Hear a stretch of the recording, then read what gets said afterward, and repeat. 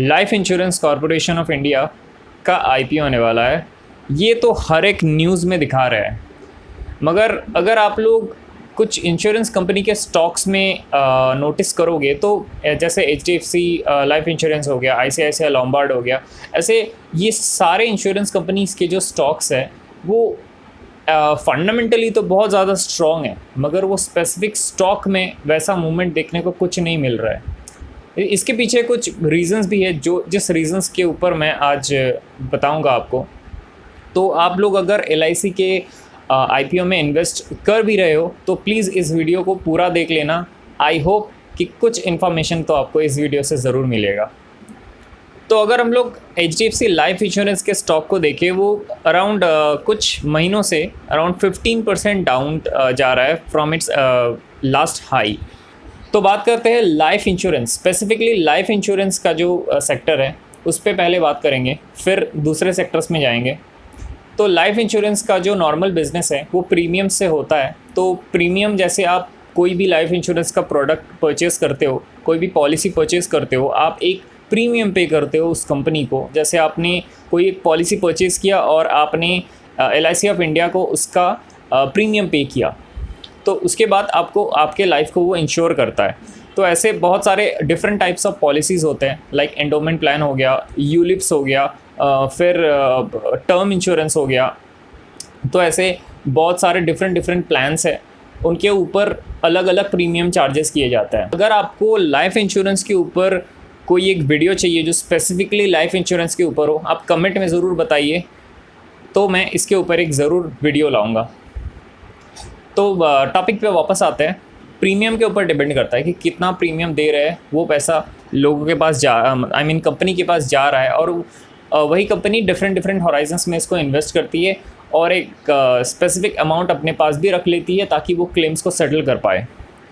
तो मेन जो risk factor निकल के आता है कि बेसिकली प्रोबेबिलिटी के ऊपर डिपेंड करता है कि एक कंपनी कितना रिस्क बियर कर सकती है। जैसे कोविड का टाइम हुआ, उस टाइम ऐसे अननेचुरल डेथ्स बहुत सारे लोगों के हुए, जहाँ बिकॉज ऑफ दैट कंपनीज़ को बहुत ज़्यादा हैवी लॉस तो नहीं बोलूँगा, क्योंकि कंपनी ये कैश रिच बिजनेस है, तो फिर भी बहुत ज़्यादा क्लेम सेटल करने पड़े, जिसकी वजह से उनके कैश जो रिजर्व्स है वो डिप्लीट करने लगे। क्योंकि ये प्रोबेबिलिटी के ऊपर डिपेंड करता है कि डेथ को कोई ऐसे ही नहीं बोल सकता कि इतने तारीख को, इतने स्पेसिफिक तारीख को, इतने इस टाइम पे उनका डेथ होगा, तो ऐसे तो कोई प्रेडिक्ट नहीं कर सकता।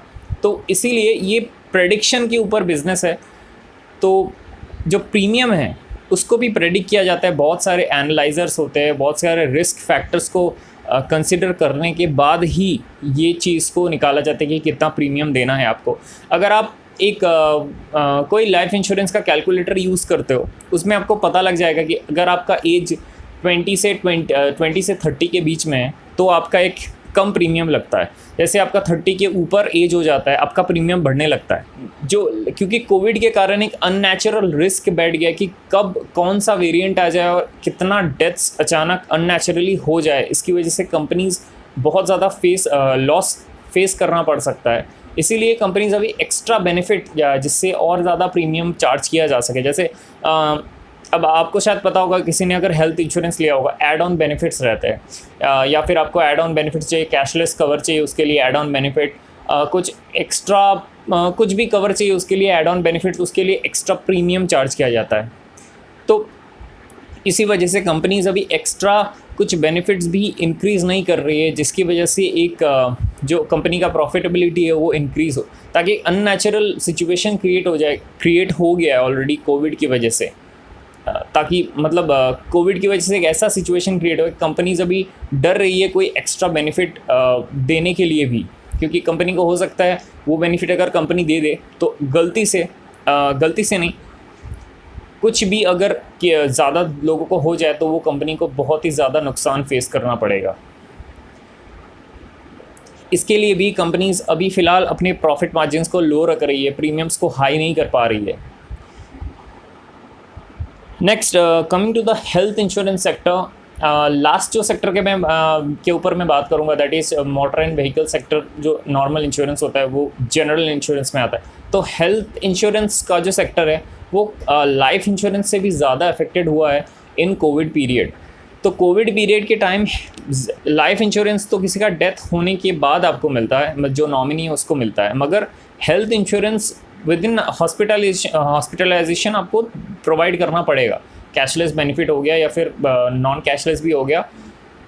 तो इसी कारण जैसे डिफरेंट कंपनीज़ है, जैसे स्टार हेल्थ हो गया, फिर जो भी हेल्थ इंश्योरेंस कंपनीज़ है वो लोग ये बेनिफिट प्रोवाइड करते हैं। और कोविड में इतने ज़्यादा लोग हॉस्पिटलाइज्ड हुए हैं, बेड्स कम पड़ रहे थे, इसीलिए बहुत सारे हो सकता है क्लेम, बहुत सारे कंपनीज़ होते हैं जो क्लेम करने के बाद भी प्रोसेस नहीं कर पाते अगर वो क्लेम सही नहीं है। मगर ऐसा प्रोबेबिलिटी का गेम है, मैंने जैसे बोला, तो प्रोबेबिलिटी के हिसाब से पकड़िए कि अगर एक कंपनी में 90 क्लेम्स किए जा रहे हैं, ठीक है, और उनमें से 50, 60, 70 कंपनी को देने ही पड़ेंगे, क्योंकि अगर कंपनी ने सब क्लेम को मना कर दिया तो IRDAI उस पर जांच करेगा कि तुमने सारे क्लेम्स को मना कैसे किया, क्योंकि हर एक क्लेम तो गलत नहीं हो सकता। कंपनी फिर बेच ही क्यों रही है पॉलिसी अगर ऑब्लिगेशंस को फुलफ़िल नहीं कर पाएगी तो इसीलिए एक वैल्यूएशन का खतरा बैठ जाता है। हेल्थ इंश्योरेंस हो गया, as I said in the life insurance also. और अगर मैं बात करूं एक्सीडेंट, जो दूसरा इंश्योरेंस है that is car and motor vehicles insurance, इसने अच्छा प्रॉफिट इस स्पेसिफिक सेक्टर में अच्छा प्रॉफिट कमाया है ड्यूरिंग कोविड पीरियड बोल सकते हैं, या फिर नॉर्मल पीरियड्स में भी, क्योंकि इससे जो खतरा रिलेटेड होता है वो ऑफ कोर्स बहुत ज़्यादा तो होता ही है, मगर as compare to health insurance और लाइफ इंश्योरेंस इसमें रिस्क थोड़ा ज़्यादा रहता है।